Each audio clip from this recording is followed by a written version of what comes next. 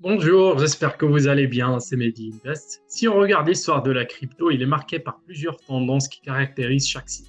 Par exemple, en 2017, on a eu la tendance de la DeFi où des centaines de millions de dollars ont été injectés dans des projets DeFi. Ensuite, on a eu la tendance des Layer Ones où les blockchains comme Avax, Solana, Cardano et autres ont vu le prix de leurs coins s'envoler en prix. Après, on a eu la tendance des NFT où des collections comme Bakkt se sont envolées et valent actuellement des millions de dollars. Oui, au cas où tu ne le sais pas, il y a une photo de singe qui vaut des millions d'euros. Dans cette vidéo, on va discuter des futures tendances de la crypto. Je vais vous donner mon avis sur l'évolution du secteur du gaming et des NFT dans la crypto. Ensuite, je vais vous parler du projet Engine qui est développé par une équipe pionnière dans le crypto gaming. Et ça nous emmène à parler du projet Efinity qui est développé par la même équipe. Je vais vous dire pourquoi Efinity a le potentiel d'être un acteur majeur dans le crypto gaming et comment il a le potentiel de cartonner le prochain bull market. N'oubliez pas de mettre un like et à vous abonner. À tout de suite. À mon avis, il y aura une grande évolution dans le développement des jeux vidéo avec la crypto et notamment l'utilisation des NFT. Plusieurs entreprises ont montré leur intérêt à utiliser les NFT.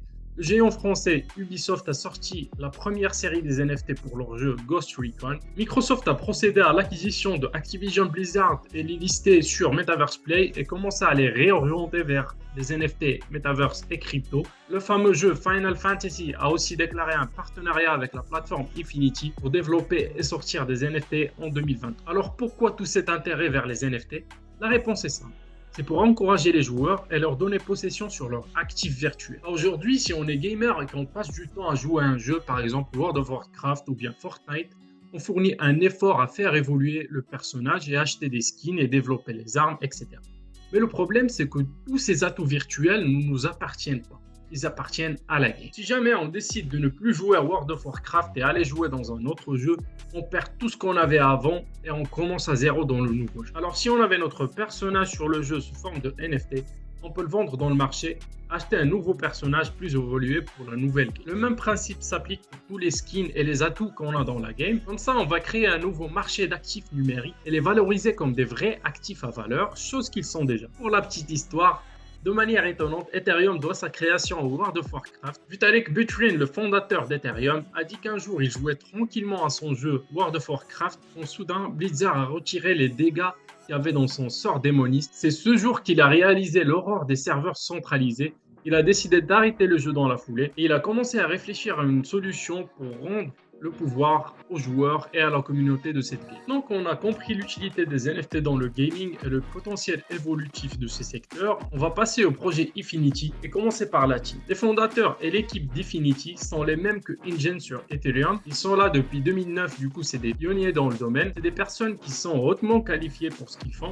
On commence par le CEO Maxime Blagov et le cofondateur Wojciech Randomski. Les deux travaillent plus que 14 ans dans la blockchain et ils ont de l'expérience dans le développement des jeux vidéo avant. À savoir que Wojciech Randomski est l'inventeur du standard des NFT ERC1155. Du coup, je crois que je n'ai pas besoin de dire plus sur la team, c'est le top du top. Ils ont fait leur début en créant Engine sur Ethereum, mais le projet souffre des problèmes qu'il y a sur la blockchain d'Ethereum.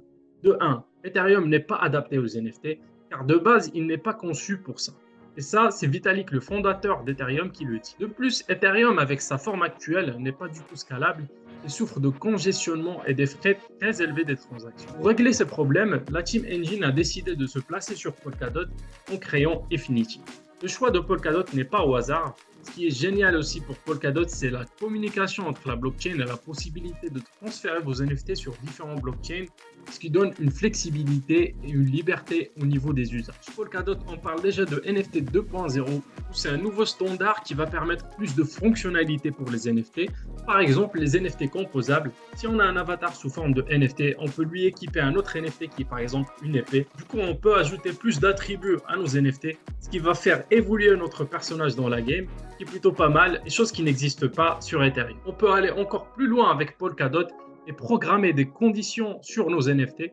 Par exemple, ajouter des fonctionnalités. Si c'est la nuit dans le jeu, mon avatar peut développer des ailes. Ou bien, sous certaines conditions, il aura plus de force d'attaque ou bien plus de force de défense selon les conditions, ce qui est plutôt révolution. Le projet Efinity, à mon avis, est un projet disruptif qui va changer la game des NFT et du gaming dans la crypto et peut-être même le gaming de façon générale et globale. Le premier projet est un bridge cross-chain qui vient libérer les NFT.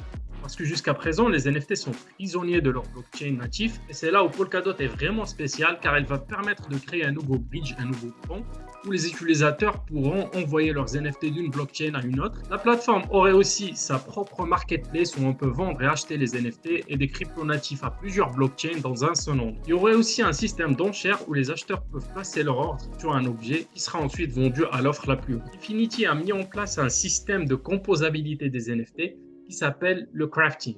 Il va permettre aux utilisateurs d'utiliser leurs NFT, par exemple du bois que vous avez récolté en jouant la game, du diamant, du fer, créer un nouveau NFT, une épée en diamant que vous pouvez utiliser pour jouer le jeu. Là, je m'attends à ce que les développeurs des jeux soient vraiment créatifs à utiliser cette fonctionnalité pour leur jeu. Par exemple, en jouant, on va trouver des matériaux qui sont communs, qu'on peut récolter, pour ensuite en faire des objets qui sont plus rares, ainsi de suite. Infinity est un projet qui prend en compte l'expérience de l'utilisateur, qui reste une grande barrière pour l'adoption des applications décentralisées. À mon avis, ce projet est l'un des meilleurs des projets de ce. De 1, ils ont développé leur propre wallet qui est facile à utiliser, qui affiche les NFT d'une manière efficace. C'est sans doute la meilleure wallet que j'ai jamais utilisée côté facilité d'usage.